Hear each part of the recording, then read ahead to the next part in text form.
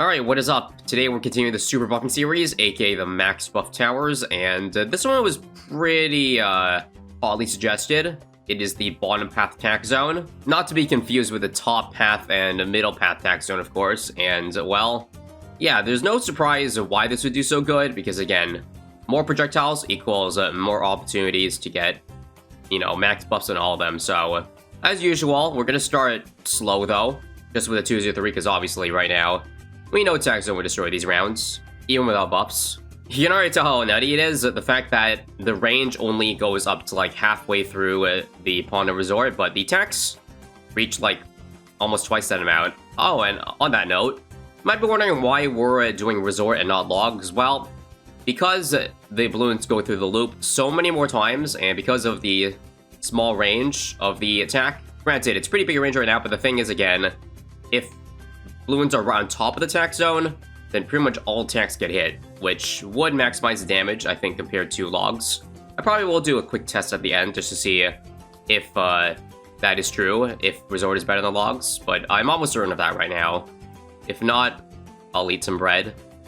Here's Attack Sprayer versus ISAB, for anybody wondering. If we slow down, take a look at the DPS, while the attack is right on top, you see it gets up to like 3,000 per second. I didn't even have Homeland activated for an even stronger boost. So that's like 4+K. Now, the only thing I noticed that was really annoying on this map is the fact that I'm pretty sure the abilities are cut off a bit. Like, there should be a third row showing the overclock buffs. Also, this round was very scary. But yeah, I can't quite tell the rest of the buffs on the tower. Now, you might notice that there's no primary expertise buff. That gives like +5 Pierce, I think, to primary towers, which is insane. And very important because the base Pierce of this attack is only 1, so we need all the Pierce that we can get. You probably saw a couple rounds earlier that we were kind of getting overwhelmed to surround balloons. So that's what makes the Pierce buff even more important. Although I'm 99% sure this Golden Village mod already applies it. I think I reset it around once and it showed. So just trust me on that. Actually, I'm going to show you right here. There we go. Hover over a normal tower and you see the P expertise buff. On that note, it does indeed also have the 10x Ultra Boost buff. Now, on that note as well, I did read a few comments about people saying, how come I'm not overclocking the tower because doesn't it stack with Ultra Boost? Well, no. That's, I guess, another one of those common misconceptions. And I'm pretty sure I covered that in a video a while ago. But there also is a valid complaint in that the change to the Ultra Boost only stacking 3 times per round might make it so that if the round lasts long enough, I won't be able to, like, you know, Ultra Boost that tower again, which is bad because it still gives the normal overclock boost also. Wow, 122, didn't expect that round. So I see the problem here. We only get the Homeland at the last minute, like literally 1 second short. That gives like 100% Pierce boost versus 50% for the Call to Arms. So all we gotta do is, I guess, just change up the cooldown timings a bit. So basically how we do that is we sell the Homeland, we buy a new one, and then we get another Call to Arms over here. And that should make it so that we destroy the clump here. Yes, indeed. Live to see another round at least. So yeah, I hear those valid complaints about the Ultra Boost potentially not being able to stack after the round lasts too long. So I'm just going to add an extra overclock and just give it over there. Again, since they don't stack, it does not matter. Just also got to add a tech bot on top too, just so we can ensure that we can automate all this. I do see that one problem with the Resort is that while balloons are leaking, the attack might get Pierce capped by balloons that are not leaking because, you know, the exit overlaps with part of the entrance. So, in that case... But still, I believe it shouldn't be a big deal, because again, we get so much more opportunities, and I guess restarting beat 135 there. Guys, this guy is going to tie a Degree 1 Dart Paragon, whether you like it or not. Just this less than $1,000 upgrade. How much is it exactly? Well, I did buy this with the free primary expertise buff, so it's actually a bit more than 1,000, but you get the point. Like, honestly, at this rate, we could beat an FBAD with this damage, because, again, this thing excels in the single target. So let's slow it down here. Again, take a look at that DPS. That is pretty much 3,000 to 4,000 per second. Now, unfortunately, I think it might be a bit overmatched, yeah. We're not going to be able to pop this one. Well, that was still a very good effort, though. It still is enough to be a non-bad, so I'll give it props. But I believe now it is time to upgrade to that Overdrive. And here you can see how much damage it does now. Again, not fast forwarded. This is like 10,000 per second, and it shoots so fast that the projectiles don't even move. That's what we're looking here, guys. The game is not glitching on us. It's literally just shooting too fast. Holy crap, this is just absurd. You can kind of see the times where some of the tanks get pierce capped. You might notice a bit of flashing, flickering, like over there, for example. Just thought I'd mention that, but yeah, I'm pretty sure Tack Zone has at least 200 rounds in it. And that's pretty darn impressive, considering how cheap the Tier 5 is compared to other ones. The only other Tier 5 max boosted tower that was, like, way too good for the cost was the Century Champion, which, again, could be explained by the multiplication effect. That one I wasn't too surprised made it very far. I guess I was more surprised by the fact that it made it as far as it did get. And again, I shouldn't be surprised at this either, but somehow I am. So you can definitely see the pierce capping taking into effect on 166 here. A lot of SRAMs getting in the way of those attacks, but I think we're going to be able to beat this still, right? Yes, indeed. So just a reminder that we're about that territory where Degree 100 Paragons start falling apart solo. So once again, I'd like to give you a reminder that this thing costs only $3,000 to $4,000. Now, it's getting pierce capped here. Okay, this might be death, it seems. Well, maybe I spoke a little bit too soon. Not really much I can do, because I'm pretty sure Homeland was active, which, again, is the maximum pierce buff you can get.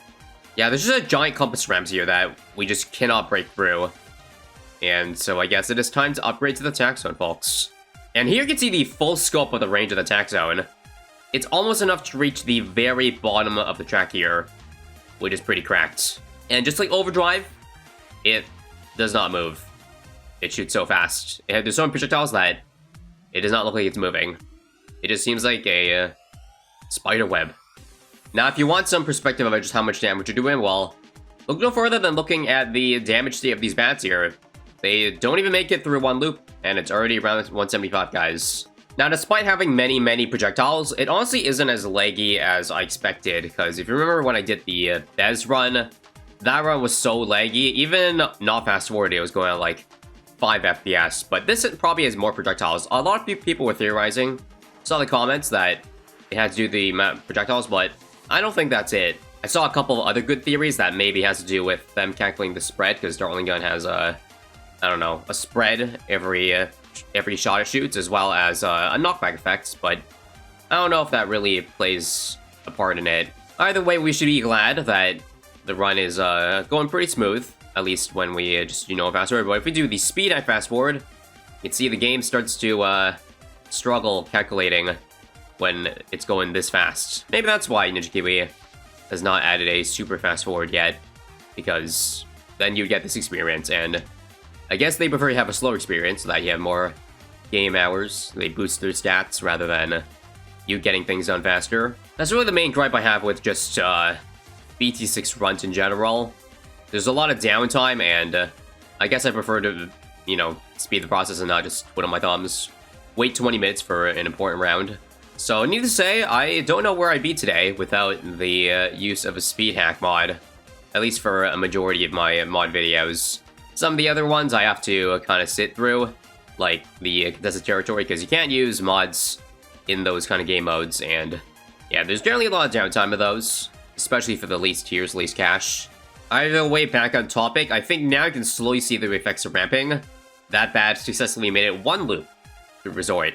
Again, for those who don't know the dimensions of Resort and how it works, it does one loop in the middle here, and then you get 2 more loop-throughs with it going through the second loop, and then 1 more through the exit. So a grand total of 1, 2, 3, 4, 5, 6, and then 7, 8, and then 9 pass-throughs, essentially, on this square here.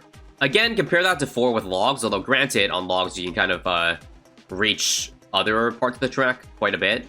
But again, it won't be doing nearly as much damage versus the 32 out of 32 tacks that hit right in the middle. Okay, and round 190 up there, or at least close enough to 190. You can see the bads are starting to get almost through the second pass through, which is not good. I don't think at this rate it's going to be enough DPS to be an F-bad, just looking at things. But yeah, I would love to be proven wrong. It does look like at this rate we will be able to get to 200 though. Again, the group balloons are no issue with the sheer amount of attacks and pierce with Tack Zone. Also, it took me this long into the run for it to occur to me that I forgot to use Geraldo's buffs the entire time. Granted, I already have one hero being used with the Zilli's Totem, as you see. This Golden Village buff provides it, so... Actually, hang on, I do have this, but I think it gives too much. Reading the description of this, I don't think I can go for it, because it gives the Jar Pickle as a buff without actually giving the penalty to it, which, isn't quite realistic, right? So, yeah. We'll just live without Geraldo. I mean, again, we already have the 15% tax with the Totem. I think that's fine as a, quote-unquote, single hero use test. And finally, at long last, we have reached around 200. That took a hot minute. And now let me slow it down just to show you the FBAT damage. It's looking like a casual 25,000 per second, but that's still not going to be enough, I don't think. Looks like we've hit about 50% of the damage, but it's about reaching its final loop here. And we are going to lack the D. It actually will probably pop in the final pass-through, but not enough to beat the insides. Now, yeah, if we possibly Chinooked it, definitely possible, but that's not part of the challenge, so that's going to be a GG, I think. Right? If we can pop it, that would be success in my books. Yep, there it is. Died to the FDTs, but still, very good feat nonetheless for a $20,000 tower. And now, as I promised you guys at the start of the video, that I would test out logs. Here we go. Tack Zone, round 200. We'll probably test with other lesser rounds just to see, but I want to show you how much less single target we get. Again, only 4 pass-throughs technically, and that's only like 20-30% of the damage through. Here's about the part where it gets the most damage, but still, that's a far cry from the amount of damage we did in a resort where we actually popped it. This, we got to 80%, but yeah, that's about it. That's about it. Just out of curiosity, though, I am curious if it's actually enough to reach 200. So if it beats 199, it likely makes it. So let's just see. Considering we were able to pop the FBADs or get close to it, these should definitely pop. Yeah, it looks like these are going to pop all right. Right about now, and all right.